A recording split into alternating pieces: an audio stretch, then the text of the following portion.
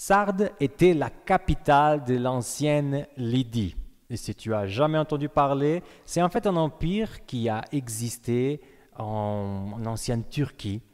Et en fait, cette ville, elle était un peu un nid d'aigle parce qu'elle était vraiment en hauteur sur la montagne.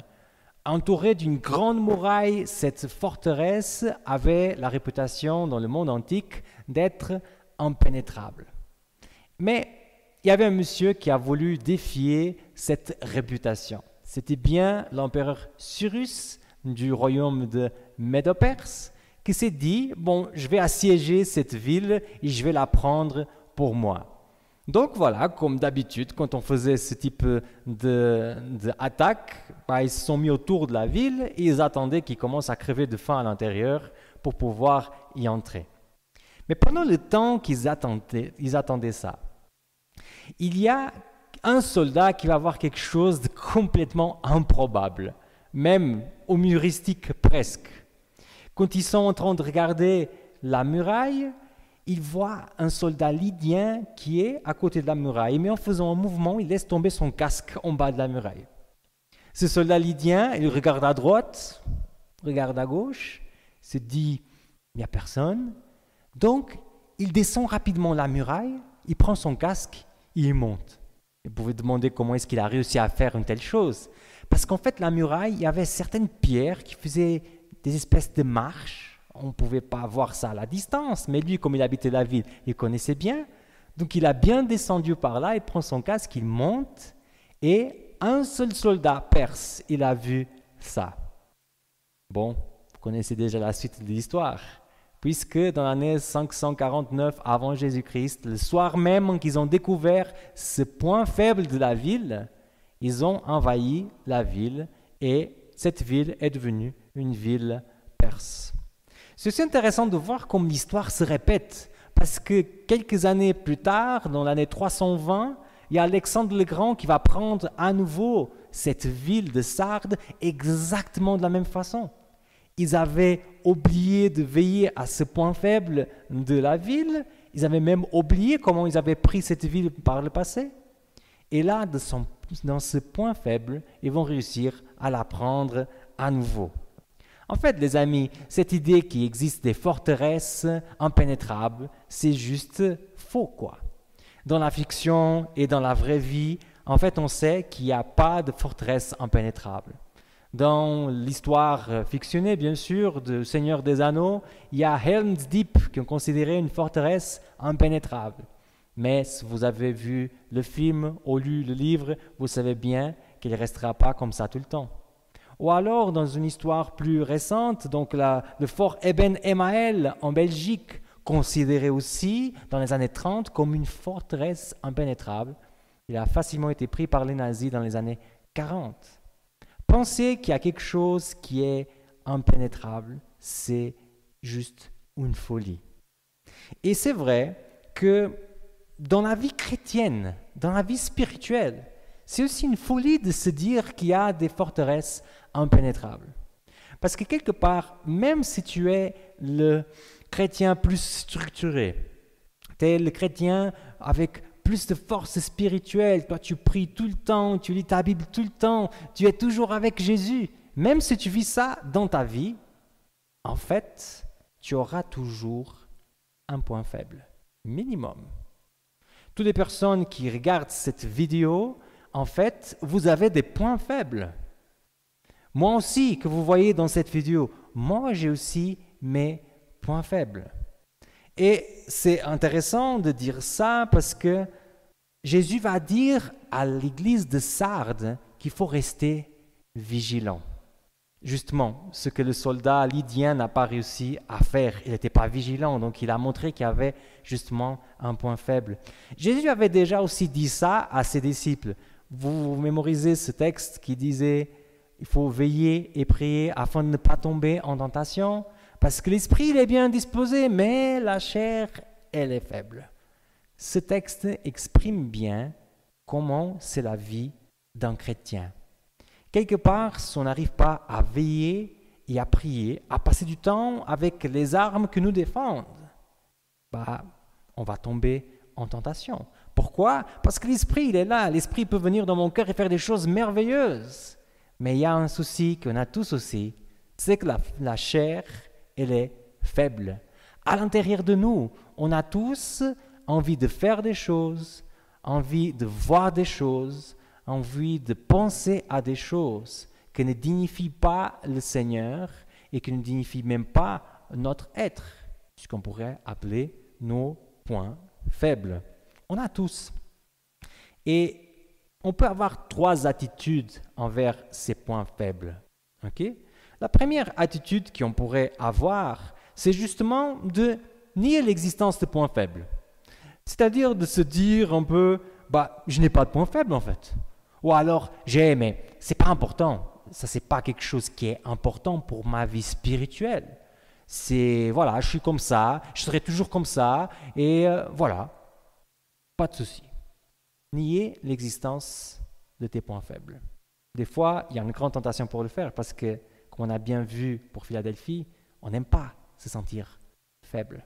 Donc la tentation quelque part de se dire je ne suis pas tellement mauvais que ça, c'est pas un problème, cela n'existe pas, c'est une tentation qu'on a déjà tous eue. Deuxièmement, il y a aussi la possibilité d'abandonner le combat. C'est-à-dire, pendant un temps, tu as essayé, tu as fait tous les efforts que tu pouvais, mais tu arrives à un moment que tu te dis, non, je n'arrive pas. Et de toute façon, ce n'est pas tellement un grand problème. Regarde qu'est-ce que les autres font. Ils font beaucoup pire que moi. Pourquoi je devrais me faire du souci pour ça? Donc, on sait que les points faibles sont là, on les admet, mais on se dit, ce n'est pas une grande chose. Et de toute façon, ça ne sert à rien de continuer à lutter contre ça. Je suis ce que je suis et le Seigneur doit m'accepter comme ça. Aussi compliqué ça. Et troisième, c'est la proposition que Jésus nous donne. Veillez. C'est quoi veiller? C'est quoi rester vigilant? Parce que dans notre vie spirituelle, il n'y a pas une muraille en qui on pourrait être véritablement physiquement en train de regarder et d'être vigilant. C'est quoi cette histoire d'être vigilant?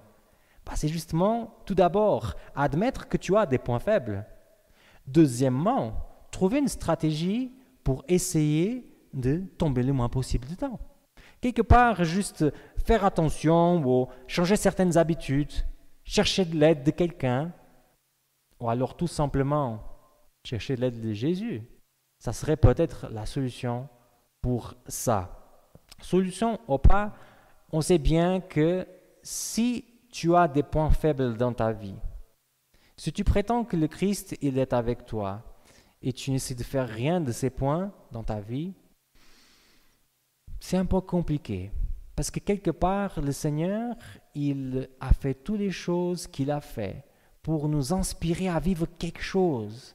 Et vivre quelque chose avec Jésus, c'est justement de croire que mes points faibles, mes défaites d'aujourd'hui avec lui peuvent devenir des victoires. Je vous raconte une histoire. Quand j'étais encore plus jeune de ce que je suis aujourd'hui, avant même de venir faire la théologie en France, moi j'ai fait un stage de pasteur au Portugal pendant 1 an. Okay? Donc je me rappelle bien de la première visite pastorale que je devrais faire.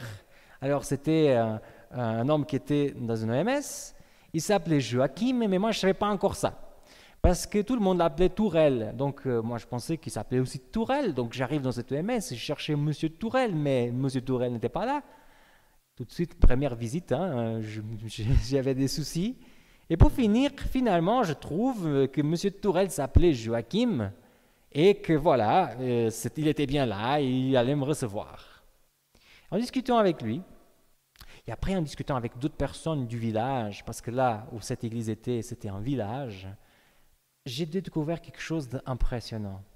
Parce que quelque part, Joachim et Tourelle étaient en même temps la même personne et 2 personnes différentes. Je vous explique, les amis. Cet homme, par le passé, il était connu dans le village comme quelqu'un de méchant, quelqu'un de malhonnête, quelqu'un d'abruti. Mais contre toutes les idées que les gens du village pourraient avoir, cet homme, un jour, il s'est intéressé à Jésus. Il a trouvé qu'il avait beaucoup de points faibles dans sa vie et qu'il avait besoin de Jésus. Et que Jésus lui promettait quelque part de l'aider avec ses points faibles. Donc il a fait confiance en Jésus. Et vous savez ce qui est arrivé? En fait, il a changé. Il a changé d'une façon tellement profonde que le monsieur, permettez-moi de dire, horrible qu'il était avant, il est complètement disparu. Et quelque part, le monsieur que j'ai connu et que j'ai soupçonné surtout pas qu'il avait eu un passé comme ça, il était connu dans le village maintenant pour quelqu'un qui était du bien, quelqu'un qui était honnête, quelqu'un qui était gentil.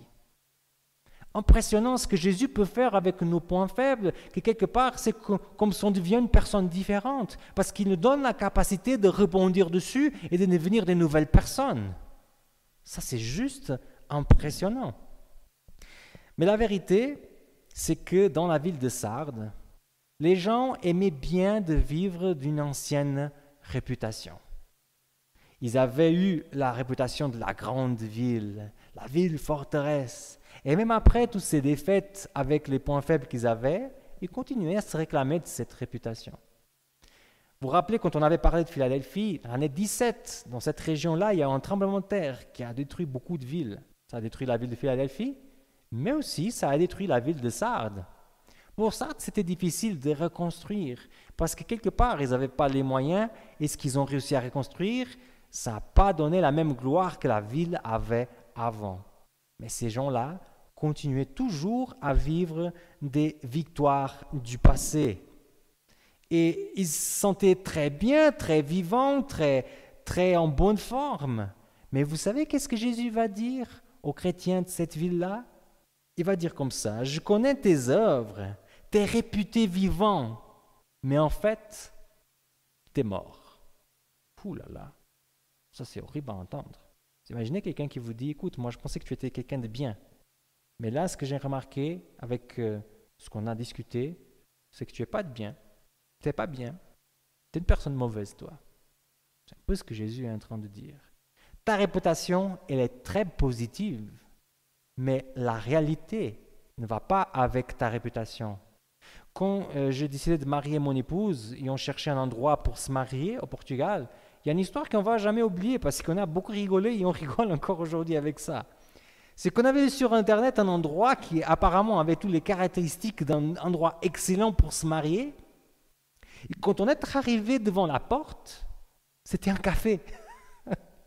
Vous imaginez, se marier dans un café. Rien contre, hein, si vous aimez, pas de souci. Mais nous, on cherchait quelque chose un peu différent. Mais la réputation était excellente. Mais la vérité n'allait pas avec la réputation. Les chrétiens de la ville de Sardes, ils ont cette critique qui est assez profonde de la part de Jésus. Ils vivaient cette gloire aussi passée, des expériences qu'ils avaient vécues avec Jésus longtemps en arrière. Mais la réalité du concret d'aujourd'hui, c'était l'inexistence de relations. Jésus dit: vous êtes morts, vous êtes complètement morts.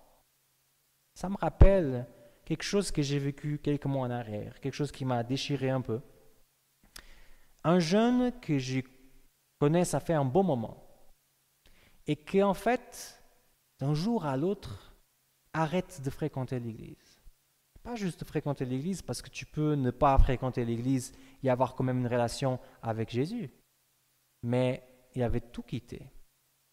Avant, quelqu'un d'engagé à fond, prêcher, témoigner, ses réseaux sociaux, tu voyais qu'il était à fond avec Jésus. Et d'un jour à l'autre, il disparaît et recommence une nouvelle vie. Waouh! Moi, j'étais touché par ça. Je me disais: mais purée, mais qu'est-ce qui est arrivé avec lui? Donc oui, j'ai pris mon attel, mon téléphone portable, et je l'ai appelé pour discuter avec lui, pour savoir un peu comment il était. Et il y a une phrase qui m'a touché pour toute la vie. Vous savez qu'est-ce qu'il m'a dit au téléphone? Tu sais, Samuel, en fait, moi j'étais un chrétien bien entraîné. Je savais quoi dire, je savais quoi faire, je savais comment agir, je savais du quoi poster dans mes réseaux sociaux. Mais tout ça, c'était un mensonge. Parce que moi, je ne suis pas comme ça.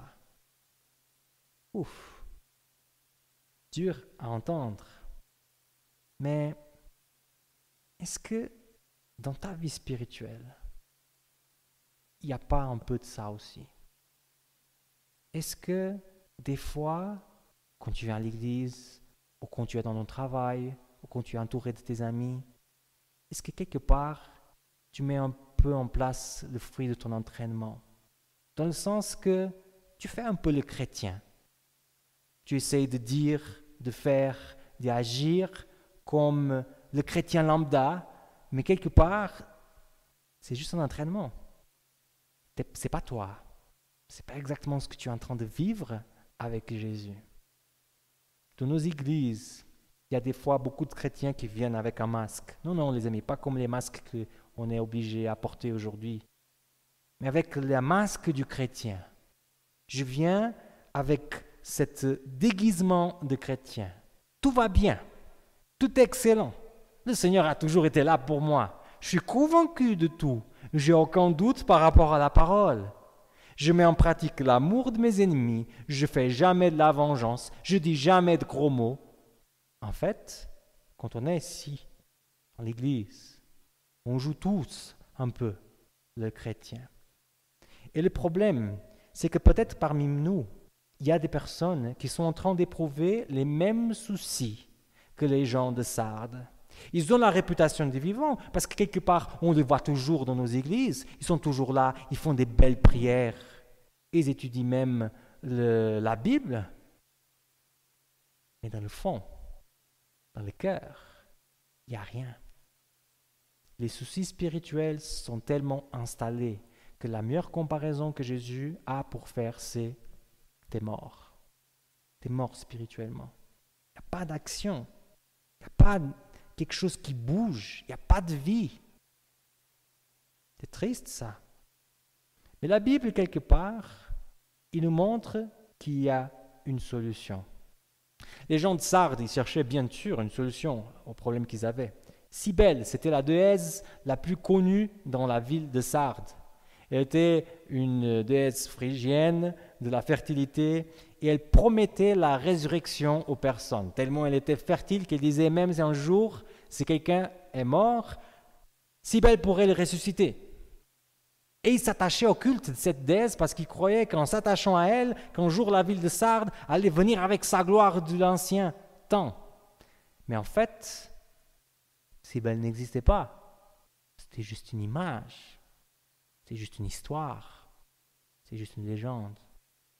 Aujourd'hui, tous les villes qu'on va voir ensemble dans cette étude, Sardes et l'Odyssée, sont les deux qui ont complètement disparu. C'est-à-dire qu'il n'y a pas une nouvelle ville qui s'est installée là, c'est vraiment des ruines. Et c'est rigolo, parce que dans le texte biblique, une est morte et l'autre est tiède. Montre bien jusqu'à quel point on pourra aller dans notre vie spirituelle si on n'écoute pas ce qui est conseillé à ces deux églises. Alors, quelle serait la solution spirituelle pour ça? Où est-ce qu'on pourrait trouver la solution pour notre mort spirituelle? Alors, je ne sais pas.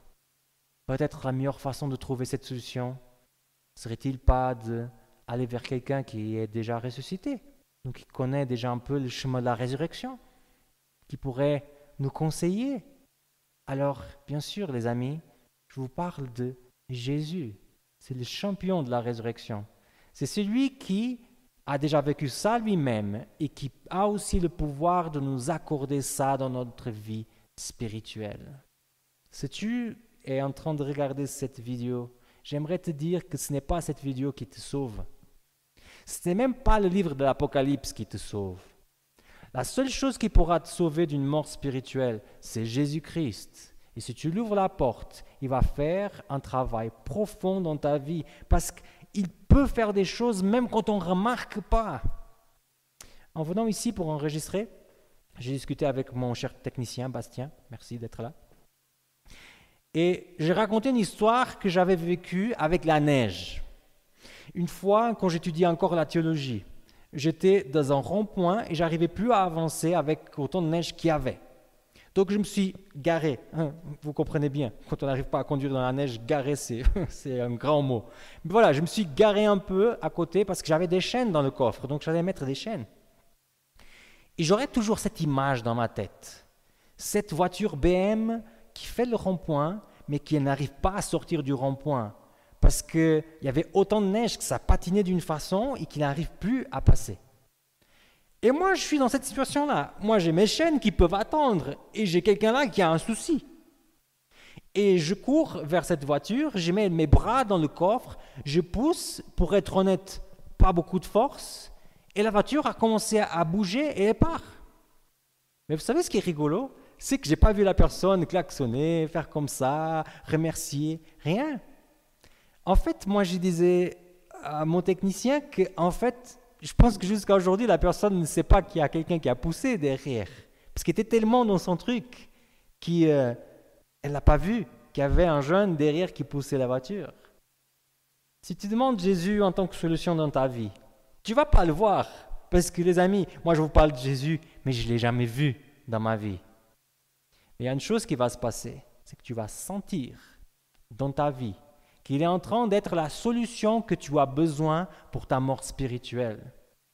Et d'une façon ou de l'autre, ta voiture va bouger, ta voiture va partir de cette neige-là, et tu vas sentir vraiment que le Seigneur a été là, même si tu ne l'as pas vu.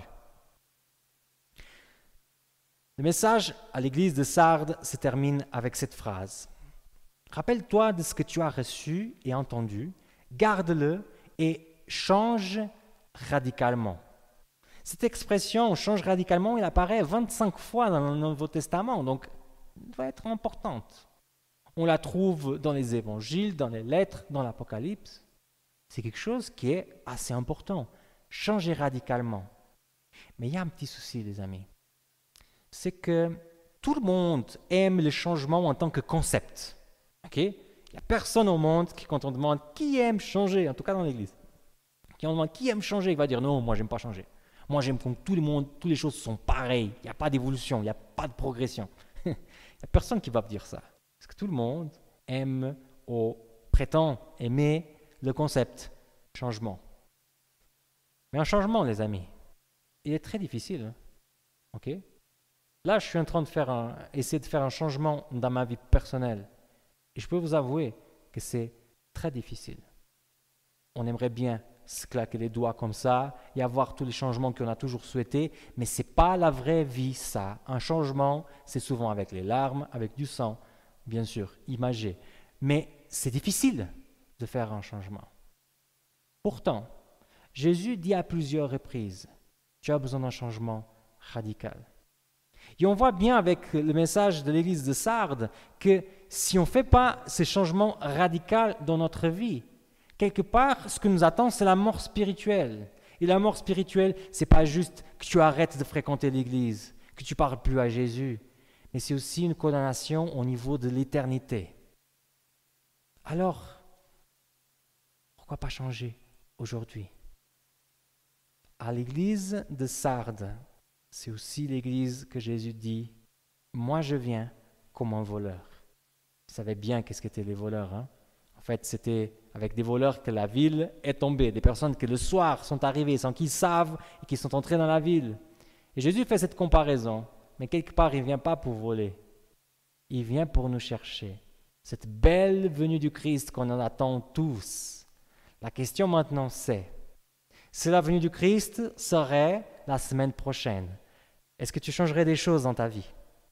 Est-ce qu'il y aurait-il des choses dans ta vie que tu allais changer si tu étais sûr et certain que Jésus allait venir la semaine prochaine? Alors ma question pour toi c'est, si tu changerais des choses, pourquoi pas changer aujourd'hui? C'est le message que j'ai pour moi bien sûr, mais aussi pour toi. Amen.